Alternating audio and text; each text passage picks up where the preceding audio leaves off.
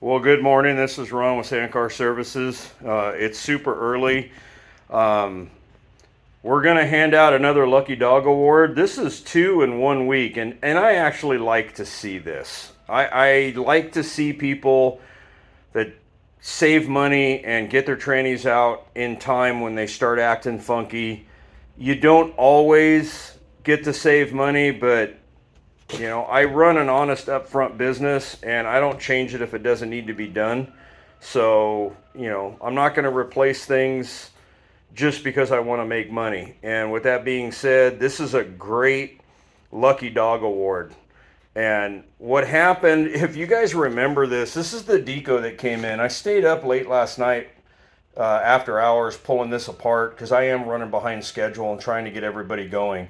This is the this is the deco that came in on the pallet that was strapped down with a single Robbie Gordon edition bright orange tie strap.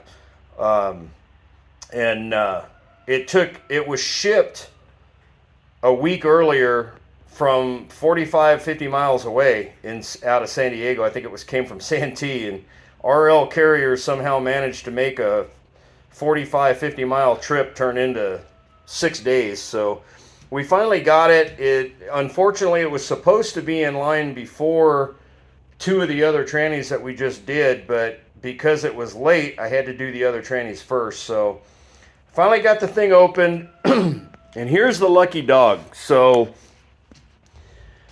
this could have been catastrophic, and the sad part about this, I'm trying to be careful how I word this because mistakes can happen. Anybody can have something come back on them. This car apparently was purchased a little over a year ago. Car was running fine. It was sold to him as transmission just been serviced, and I believe it did. I don't think that there was a lie involved with when the transmission was done. The problem is that the technician, mechanic, or wrench monkey that put this transmission together did a really good job, but he made one critical error. This nut right here that holds the main shaft, we've talked about this. This is the most important thing in the transmission is this forward bearing. This bearing cannot have any play in it. This nut was completely at the end of the shaft. It wasn't even tightened down. There was no Loctite on it, nothing. If you look at the inside of the nose cone, you'll see where this nut started machining the inside of the housing.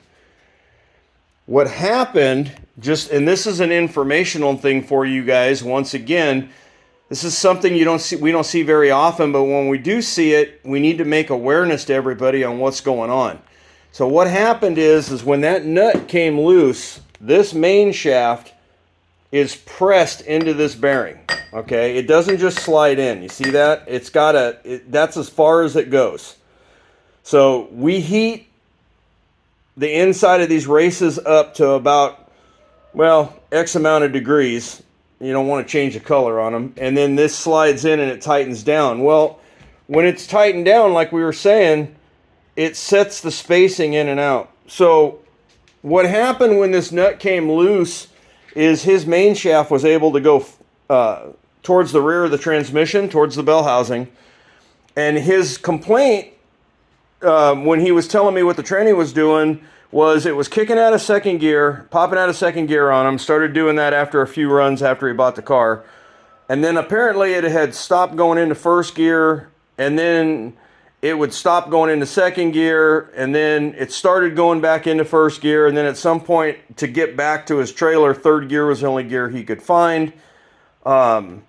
And that's what the basic complaint was. Well, all of this, and I'm surprised that there is no damage inside of this transmission for as far forward as this thing walked. Yes, the front of the main shaft where it wore, that's the other thing. The main shaft walked so far forward on this thing that it machined the retaining plate for the rear main shaft bearing. Look at that. It just literally ate into it. But the front of the main shaft is actually okay. We need to brush up the front of the teeth a little bit because they're a little punchy. They're a little sharp. But the only thing that needs to be replaced in here, and it doesn't even have anything to do with that, is third gear idler. is defacing. And that's probably not caused by this failure. That's probably caused by inadequate oil, running it too hard in third gear, stuff like that. There's other things that can cause it, but that's usually what we're looking at. So really, he's going to get super lucky.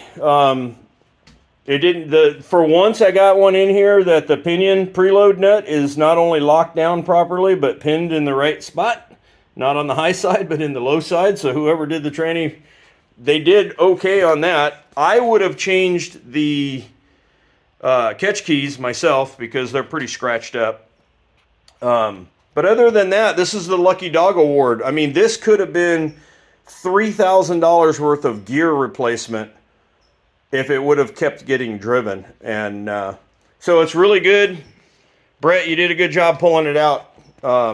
Hopefully this will help somebody out. And just because it's making noise doesn't necessarily mean your wallet's going to take a hit. This is basically just going to be a refresh, and then I'm going to try to sell them a third gear idler and catch keys and springs. And the synchros are going to get replaced. Anytime anything's popping out of gear, synchros are gone, even if they look good. But those are included in my refresh price, so they're not an extra add-on. But Ron at Sandcar Services, thanks for watching. Hope this helps somebody out.